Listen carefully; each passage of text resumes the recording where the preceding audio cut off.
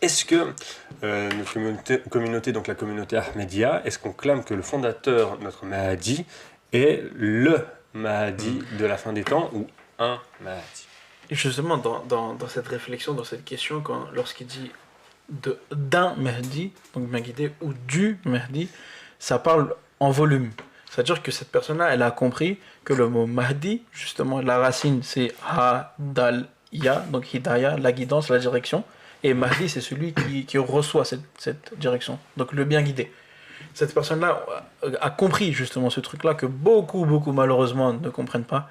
Et quand on parle de Mahdi, ils pensent que c'est un seul Mahdi et puis c'est tout.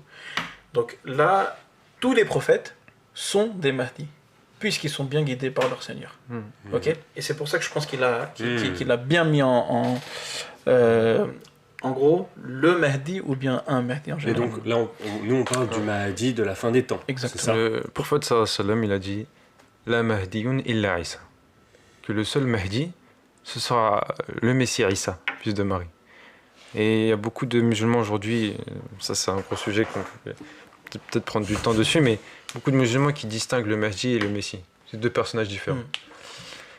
Sauf que le Messie et le Mahdi ne sont jamais mentionnés dans le même hadith.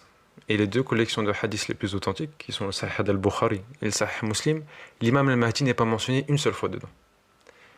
Et au contraire, le prophète sallallahu alayhi wa sallam nous explique dans ces deux collections que le Messie sera l'imam des derniers temps.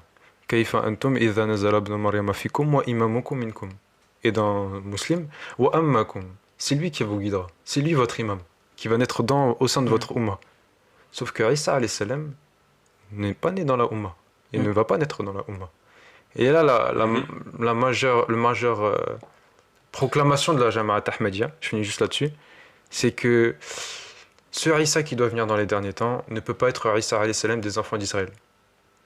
Pourquoi? Parce que le Saint-Coran déclare catégoriquement que ce prophète, Isa alayhi salam, qui a été envoyé aux enfants d'Israël, Rasulan ila Bani Israël, qui était un prophète seulement envoyé pour les enfants d'Israël. Sa mission s'arrêtait là.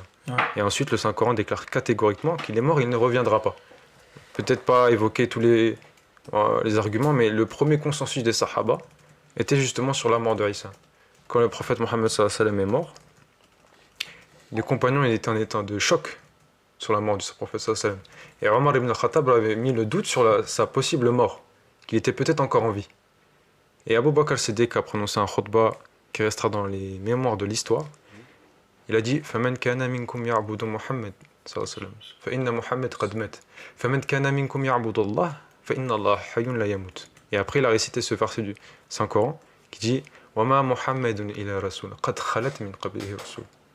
Ce verset du Saint-Coran signifie que le prophète Mohammed sallallahu alayhi wa sallam n'est qu'un messager. Tous les messagers avant lui sont décédés. Ce verset du Saint-Coran a été mis comme argument pour la mort du Saint-Prophète sallallahu alayhi wa sallam pour justifier sa mort. Ce qui signifie que s'il y avait un seul des prophètes qui était encore en vie avant le Saint-Prophète sallallahu alayhi wa sallam, ce verset n'aurait pas pu être utilisé comme argument pour justifier la mort du Saint-Prophète sallallahu alayhi wa sallam. C'est justement parce que tous les prophètes sont décédés, lui aussi il doit décéder. Et qu'il va subir une mort naturelle comme ils ont tous subi. Mais le prophète sallallahu alayhi wa sallam, toutes les prophéties qu'il a reçues sur l'arrivée du Messie, du Dajjal, etc., ça provient des visions et des rêves du Saint-Prophète sallallahu alayhi wa sallam. Les visions et les rêves s'interprètent.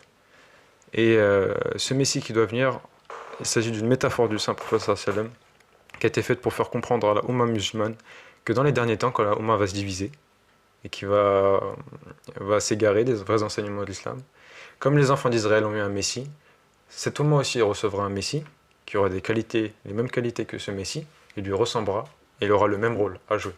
Mais il ne peut pas être le même. Il ne peut pas trouver de contradiction entre le Saint-Coran et les paroles du Saint-Prophète sallallahu alayhi wa sallam. Il faut réconcilier tout ça. Et c'est ce qui s'est passé avec, alhamdoulilah, la venue de Nazarullah Mohammed alayhi salam et la Jama'at Ahmadiyya.